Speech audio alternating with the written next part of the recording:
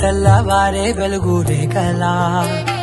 పచ్చ పచ్చ పచ్చి మట్టి బొమ్మలా అల్లి బిల్లి వెన్న పాల నురగలా